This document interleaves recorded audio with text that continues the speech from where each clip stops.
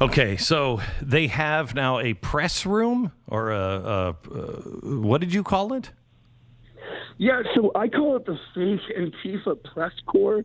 So what they've done, there was a court order. This is really, really tricky. It shows you how manipulative the media really has become.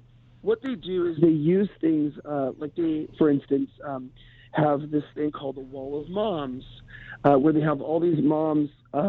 They have moms coming together and they block the protesters or rioters from the feds.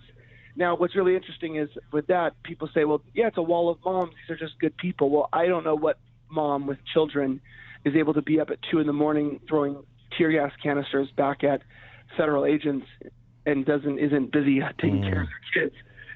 But when you have the single moms, they're just kind of sometimes some nasty people. They also bring in dads with leaf blowers. Now they have veterans. They're always looking for these token people to take the hits so that the press makes it look like DHS agents aren't targeting who's really doing the damage, which are Antifa, which are BLM extremists. But most importantly now, ever since a court order was passed for legal observers and press immunity, meaning that the DHS cannot fire upon or arrest or interfere with press, they are now marking themselves, Antifa are marking themselves as press. They will even openly admit it when you confront them. They are marking themselves sloppily as journalists, which no one does on the field, and they stand in front of rioters so that DHS cannot fire shots at them while they hurl fireworks and flashbangs and Molotov cocktails, and most importantly, they'll get into a mob, and they'll start screaming at the DHS, "We're press, First Amendment, immunity," and they rush them, and then the DHS starts throwing flashbangs and shooting at them, and then what does the press say? DHS fires upon the press, but they're not the press.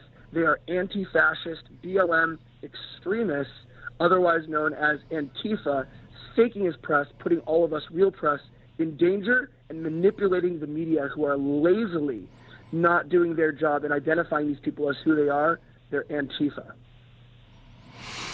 Are they even holding up the pretense anymore that this is about Black Lives Matter? That is a good question, Glenn. I'll tell you what. I don't know how much Black Lives Matter to them, considering that they stabbed a black Trump supporter. I was there, and a white Antifa black bloc who has been convicted on child inappropriate images of children. I'll put it that for the radio listeners. Stabbed a black Trump supporter, and I've watched another black man get jumped there and beat. I've seen white Antifa. There's some black people that I've seen there telling people this is not how to do it, but they're not. Their voices don't matter. And I've seen at all Black Lives Matter rallies and different riots is that the only black lives that matter are the black people who they can put in the front to justify their crimes against humanity, their crimes against the federal government, their crimes essentially, and their chaos. And so, no, it is not about black lives. How is throwing paint on federal officers, throwing last night for the first time we saw IEDs, actual not Molotov cocktails, but bombs. They have improvised explosive devices like in war. They are escalating this. There is a complete organization. And I'll tell you this. I don't know who's behind this. People say Soros. People say it's Ted Wheeler, maybe city council. But there's collusion at the highest level. There was a flash protest that met in Alberta Park that garnered between 6,000 to 10,000 people. And Glenn, when we went to go march back from North Portland into the main city, the main bridge to get into the city, because if people don't know, there's a large river. There's conveniently no cars in the area. There were no cars on the bridge, but there were no police presence, and there was nobody around blocking traffic. Somehow, in a highly populated, dense city like Portland, on one of the major bridges, which includes a railway and two-way traffic, 6,000 to 10,000 people in a random protest that I barely found out a couple hours before it happened, were able to track over a river without any traffic or interference. There is collusion from the highest levels in the city down to individuals to stage events that I'm confident are continuing to force Trump's hand to put federal agents further and further outside of the courthouse as they restrict police from getting involved, and they make allocation to allow more and more protesters and rioters to get in, so that Trump's DHS officers are forced to push large crowds further and further away from the building so that they can call him a fascist. And this is a political move, and Ted Wheeler, the mayor, is using his citizens as cannon fodder, and he's manipulating them, knowing their political leaning, as victims, or I should say as token victims for the media. And it is so sad to see a mayor abuse his power and not keep his citizens safe in order to But they hate him. To make a president look bad.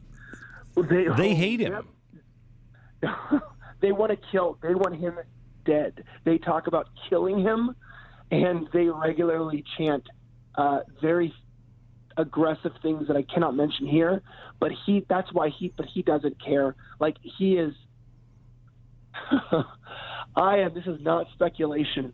I have watched day after day as the Portland police get less and less power and jurisdiction, and that forces federal agents to move further and further. I mean, within 5 seconds, I counted 12 projectiles that landed upon 2 DHS agents behind fences.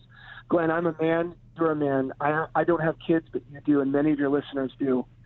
And I will be completely honest. If you're a man, even if you're under federal orders, you will not sit by and put your life in jeopardy while extremists and terrorists attack you. It's not about federal property. At a certain point in the night, it becomes about men and women protecting their life from death and from harm.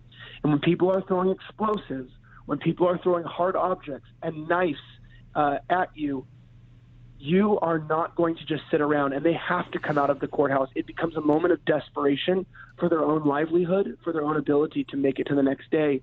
And as they go out into the street, sometimes after 12 warnings, conveniently, what happens, Glenn? I catch footage of a woman getting arrested. But what does the New York Post, after all of this happens, after a Molotov cocktail, after explosives happen, and they have to come out and make arrests, what do they post from all of my footage from the night?